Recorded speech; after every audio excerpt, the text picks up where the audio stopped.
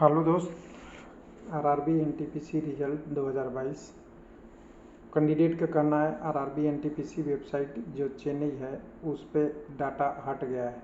तो कोई डाटा हटा नहीं है, ये रेगुलर प्रोसेस है कि एक वेबसाइट पे ज़्यादा पेज हो जाता है तो उसे लोड या कह सकते हैं रिफ्रेश होने में टाइम लगता है। तो उस वेबसाइट को रिफ्रेश करने से क्या होता है, उसे बाकी डाटा को बैकडोर में डाल दिया जाता है, वहीं ओल्ड नोटिस को डाला हुआ है। तो क्या इससे रिजल्ट का कोई रिलेशन हो सकता है? बिल्कुल हो सकता है, लेकिन इससे आप डेट फिक्स नहीं कर सकते।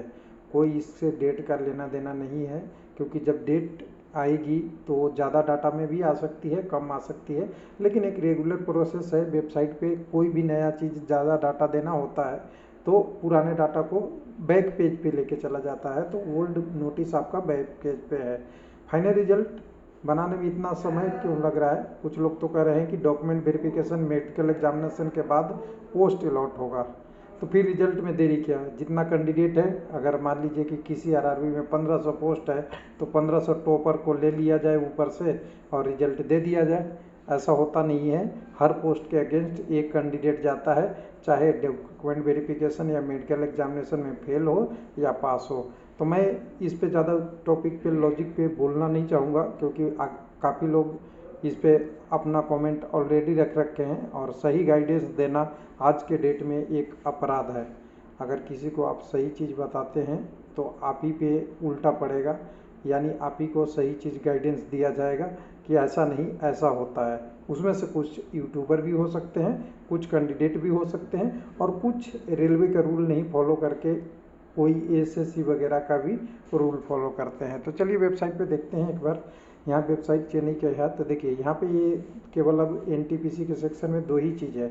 एक चीज़ है आपका वैकेंसी के लिए नोटिस है, और दूसरा आपका click here for old notification है।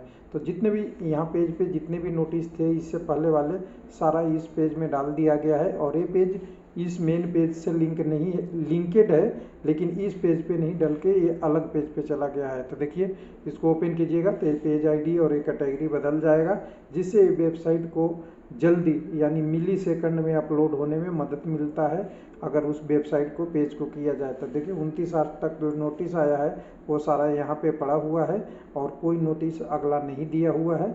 लेकिन अगर ये पेज पे ऐसा दिया हुआ है तो ये भी किया जाता है एक प्रोसेस। रिजल्ट के बारे में मैं नहीं डायरेक्ट बोलूँगा, लेकिन मैं ये बोलूँगा इसलिए यहाँ पे किया जाता है कि बाकी और चीज़ों को जगह मिले। और चेन्नई की वेबसाइट एक स्टैंडर्ड वेबसाइट है जिसमें हर चीज़ को अलग से दिखाता है, जैसा अभी सिलीगुड़ी ने भी अच्छा से किया है। लेकिन चेन्नई की वेबसाइट और सिलीगुड़ी में ये अंतर है कि इनकी थोड़ा सा वेबसाइट थोड़ा सा अच्छा से बनाया हुआ है, जिसमें आप कह सकते हैं कि अगर ज़्यादा डाटा होगा तो वेबसाइट जल्दी से अपडेट नहीं होगा, और कोई भी सर्च करेगा तो वेबसाइट खुलने में देरी होगा। तो उस चीज़ों को सही करने के लिए ऐसा किया जाता है। तो देखिए रिजल्ट तो आना है, कोई भी कैंडिडेट नहीं कह सकता कि रिजल्ट में डिले होगा, लेकिन कुछ लोगों का ये कहना है कि रिजल्ट कोर्ट केस की वजह से डिले है। तो देखिए कोर्ट केस का अभी कोई नोटिस ऑफिशियल नहीं आया है। अब रेलवे के पास आया होगा तो मुझे नहीं पता, कोई पब्लिक डोमेन में नहीं है। तो हम ये मान के चलते हैं कि रिजल्ट आपको बहुत आ जाएगा, लेकिन फाइनल रिजल्ट बनाने में लगता है समय क्यों? क्योंकि लेवल 6 से शुरू होगा, लेवल 5 है, लेवल 4 है, लेवल 3 है और लेवल 2 है। सभी लेवल में हर लोगों का पोस्ट प्रायोरिटी डाला हुआ है। जहां वैकेंसी लेवल 4 की है उसकी केवल सिलीगुड़ी और कोलकाता में, तो सब लोगों का लेवल हर लेवल में पोस्ट प्रायोरिटी दिया हुआ है, और हर लोगों का अलग अलग स्टेटस है। कोई टाइपिंग टेस्ट नहीं दिया, कोई टाइपिंग टेस्ट फेल हो गया, कोई टाइपिंग टेस्ट पास है, कोई साइको टेस्ट फेल है, कोई साइको टेस्ट पास है, कोई साइको टेस्ट का एग्जाम ही नहीं दिया। तो एक ही एक कंडीशन दिया जाएगा, और हर कैंडिडेट का 12-13 पोस्ट प्रायोरिटी है। अगर ग्रेजुएट है तो अंडर ग्रेजुएट है तो उनके भी 5-6 पोस्ट है 10+2 वाले के लिए। तो सारी पोस्ट प्रायोरिटी देख के ही आपकी पोस्ट में डॉक्यूमेंट वेरिफिकेशन में दिया जाता है। अगर ऐसा नहीं होता, मैं पहले भी वीडियो बना रखा हूँ कि अगर डॉक्यूमेंट वेरिफिकेशन और मेडिकल एग्जामिनेशन के बाद पोस्ट अलॉटमेंट होगा तो आपकी कट ऑफ होती, जो आपका कट ऑफ आएगा वो कट ऑफ क्या आएगा? सिंगल आएगा। सिंगल मतलब एक सिंपल सी ऐसा कट ऑफ बनेगा जिसमें लिखा जाएगा यहाँ से यूआर, यहाँ से एससी, यहाँ से एसटी, यहाँ से ओबीसी, यहाँ से ईडब्ल्यूएस, और सिंगल कट ऑफ आएगा एक। यूआर के कैंडिडेट 80 नंबर पे गए, एससी के कैंडिडेट 70-72 पे गए, एसटी के कैंडिडेट 65 पे गए, ओबीसी के कैंडिडेट 78 पे गए, ईडब्ल्यूएस का कैंडिडेट 75 पे गए, ऐसा कटअप आएगा। लेकिन जब आपकी डॉक्यूमेंट वेरिफिकेशन की कटअप आएगा उसमें ऐसा पोस्ट नहीं आएगा। जितने भी पोस्ट हैं 13 पोस्ट हैं, अलग अलग पोस्ट का नाम है। पहले स्टेशन मास्टर का आया है, उसके बाद आपका ट्रैफिक अप्रेंटिस का है, उसी तरह कलर की का अलग अलग है, टाइपिंग वाले पोस्ट का अलग अलग है, गुड गार्ड्स का अलग है, हर पोस्ट में अलग अलग है। तो सभी के अगेंस्ट में यूआर का कटअप, एससी का कटअप, एसटी का कटअप, ओबीसी का कटअप, ईडब्ल्यूएस का कटअप आएगा, जिसके कारण से ये रिजल्ट बनाने में समय लगता है। और जब ये कटअप बनेगी हर पोस्ट की अलग अलग, उसमें क्या क्या देखा जाएगा वो मैं पहले बता दिया हूँ। आपकी पहले पोस्ट प्रायोरिटी देखा जाएगा, अपने पोस्ट प्रायोरिटी क्या देखा है, आपका स्कोर देखा जाएगा हर लेवल का। पहले क्या होता था, एक एग्ज़ाम होता था, लेवल 5 एक ही एग्ज़ाम हुआ, उसी से लेवल 6 ले, उसी से लेवल 4 ले, उसी से लेवल 5 ग्रेजुएट के लिए, क्योंकि पहले वैकेंसी ग्रेजुएट अंडर ग्रेजुएट की अलग आती थी, तो लेवल 5, लेवल 6 और लेवल 4 का एक ही एग्ज़ाम से अलग अलग आपको बना दिया जाता था। अब इस बार लफड़ा क्या है, लेवल 6 का अलग स्कोर, लेवल 5 का अलग स्कोर, लेवल 4 का अलग स्कोर, लेवल 3 का अलग स्कोर, लेवल 2 का अलग स्कोर। एक ही कैंडिडेट है, मैं बोलूँ अगर रमेश है, एक ही कैंडिडेट हैं, रमेश हैं, लेवल 6 से लेकर लेवल 2 तक अपने जगह को घेर रखे हैं और घेर रहे हैं, लेकिन पोस्ट तो उनको एक ही चाहिए रमेश जी को। तो इसलिए ये स्कोर जो है इस एग्ज़ाम में फाइनल रिजल्ट बनाने में बहुत कठिनाई कर रही है। अब कैंडिडेट को लेवल 6 में नहीं हुआ फर्स्ट प्रायोरिटी में, तो लेवल 4 में कैसे देखा जाए, लेवल 5 में कैसा देखा जाए। तो हर पोस्ट की अलग अलग इनका स्कोर आ गया।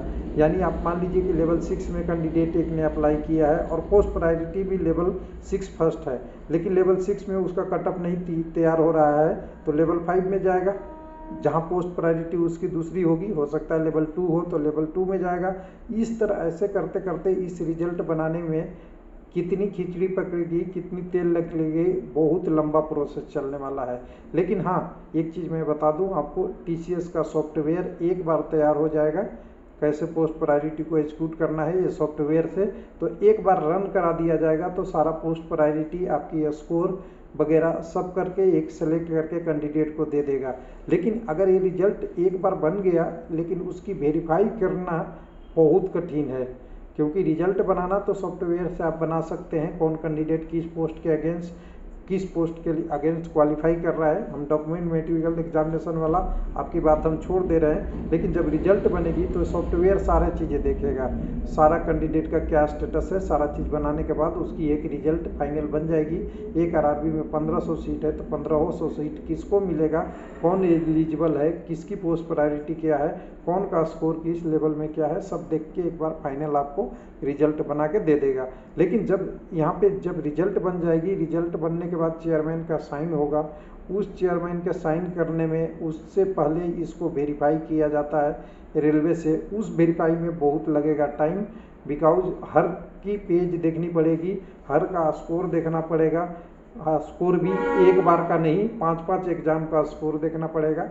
4 तो है कॉमन आरआरबी का, और सिलीगुड़ी और कोलकाता का 5 एग्जाम का, और साथ में उसकी कैंडिडेट की एलिजिबिलिटी भी अलग अलग टाइप से देखना पड़ेगा। Non typing test, typing test दोनों देखना पड़ेगा।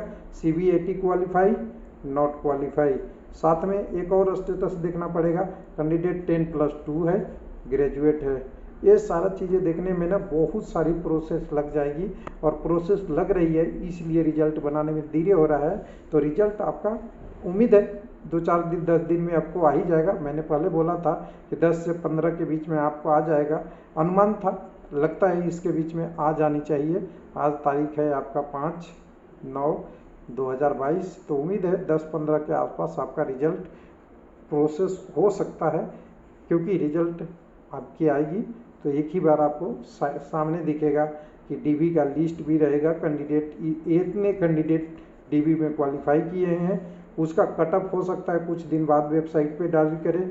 उसके बाद आपका सीबीएटी का स्कोर कार्ड होगा, टाइपिंग क्वालिफाई या नॉट क्वालिफाई का स्टेटस, और प्लस में अगर रिस्पॉन्स की हुआ या रिस्पॉन्स सीट हुआ वो भी हो सकता है, इसलिए वेट कीजिए। थोड़ा बहुत बड़ी पारी है, इतना छोटा वैकेंसी नहीं है कि एक सिंगल कट ऑफ देना होता। अगर you are SC ST OBC का तो ये कट ऑफ आपको कब तक मिल जाता, बहुत जल्दी आ जाती, लेकिन इस बार बहुत लंबा प्रोसेस है।